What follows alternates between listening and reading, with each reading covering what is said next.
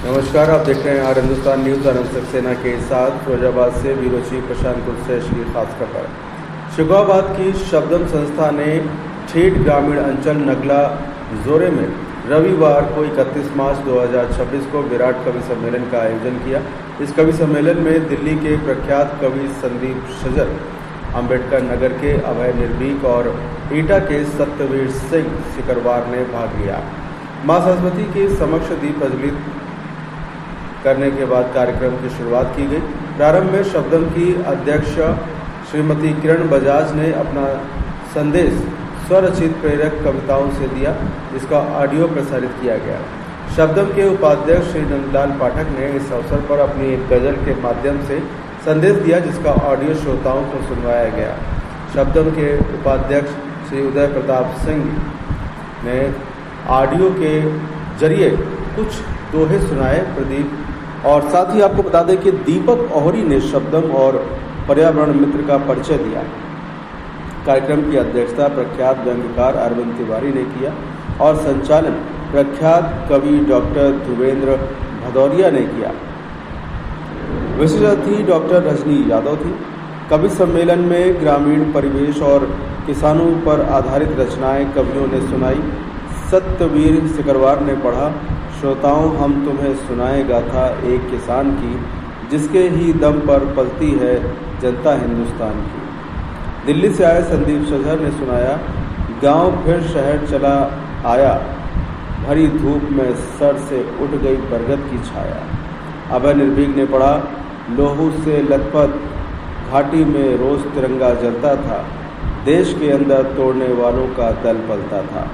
भारत माता का हरगिज सम्मान नहीं खोने देंगे, अपने पूज्य तिरंगे का अपमान नहीं होने देंगे। डॉक्टर ध्रुव भदौरिया, अरविंद तिवारी, डॉक्टर रजनी यादव ने भी काव्य पाठ किया, जिसे श्रोताओं ने खूब सराहना किया। इस अवसर पर डॉक्टर अजब सिंह, हरिशंकर यादव आदि उपस्थित रहे। गांव वालों की ओर से समस्त व्यवस्थाएं विवेक यादव द्वारा की गई थी। कवियों को नाश्ता और भोजन भी ग्रामीण परिवेश का दिया गया और डॉक्टर रजनी यादव ने सभी अतिथियों का धन्यवाद और आभार व्यक्त किया। फिलहाल आप सुरक्षित रहिए, जुड़े रहिए आर हिंदुस्तान से। नमस्कार। हमारे बीच आज प्रख्यात कवि अभय निर्भीक जी मौजूद हैं।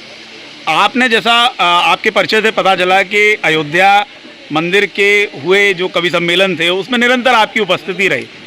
एक ऐसे धाम से आकर आज बेहड़ के इस पुण्य धाम में आपको क्या अंतर लगा, गाँव जनों के बीच कैसा लगा और शबदम का ये प्रयास कैसा लगा? ये हमारे देश की आत्मा गांवों में बसती है और शबदम संस्था हमारे देश की आत्मा को शुद्ध करने के लिए, उसे मजबूत करने के लिए कार्य कर रही है। और आज जब गांव में आया तो मुझे ऐसा लगा कि मैं वास्तव में देश की आत्मा से मिलने के लिए आया हुआ हूँ। गांव की मिट्टी को प्रणाम करने का अवसर मिला और मैंने देश में अनेक कवि सम्मेलन किए हैं। मैं आज लेकिन इस पुण्य धरा पर आने के बाद ग्रामीण क्षेत्र में जब मैंने इस तरह का ये कवि सम्मेलन देखा तो निश्चित तौर पे ये कवि सम्मेलन मुझे आज बेहद पसंद आया। मैं पूरे शबदम परिवार को इस ग्रामीण कवि सम्मेलन के लिए और ग्रामीण क्षेत्रों के उत्थान के लिए जिस तरह से शबदम कार्य कर रहा है, मैं उसके लिए बहुत बधाई देता हूँ, शुभकामनाएँ देता हूँ। मेरी बहुत बहुत धन्यवाद। आज यहाँ किस प्रकार का कार्यक्रम आयोजित हुआ? शबदम संस्था की ओर से कविता को गांव में ले जाने के लिए, कविता के संस्कार, कविता की अभिरुचि ग्रामीण स्तर पर ले जाने के लिए आज शबदम का कार्यक्रम यहाँ ग्रामीण कवि सम्मेलन के नाम से आयोजित हुआ। और इसमें ग्रामीण जनों को, किसानों की समस्याओं को और वहाँ से संबंधित जो जटिलताएँ और परेशानियाँ हैं उनको केंद्र में रखते हुए, राष्ट्रीयता से जोड़ते हुए, सामाजिक विषयों को भी सम्मिलित करते हुए, विशेष रूप से बेटियों को बचाने के लिए और नशा से की प्रवृत्ति से यहाँ नौजवानों को दूर करने के लिए, इन विषयों को लेकर के एक बहुत अच्छे स्तर का कवि सम्मेलन ग्रामीण अंचल में सुदूर यमुना के विहड़ों में यहाँ आयोजित किया गया। और इसमें बड़ी दूर दूर से कवि आए। दिल्ली से हमारे संदीप सजर, लखनऊ से श्री अभय सिंह निर्भीक और एटा से सत्यवीर सिंह सिकरवार, इन्होंने ग्रामीण अंचल में अपनी कविताओं के और गीतों के माध्यम से ये संदेश बखूबी यहाँ प्रसारित किया। करतल ध्वनि के साथ पूरे जनमानस को सुना और आज का कवि सम्मेलन अपनी सार्थक पहल के लिए ऐतिहासिक रूप से जाना जाएगा, ऐसा मेरा विश्वास है। हमारे बीच कृषक कवि श्री सत्यवीर जी मौजूद हैं। सत्यवीर जी, आज अपने ही भाइयों के बीच आपने जो कविता कही, आपको क्या लगता है कि किसानों के जो दुख दर्द हैं उनको किस प्रकार और ऊंचे पटल तक पहुंचाया जा सकता है?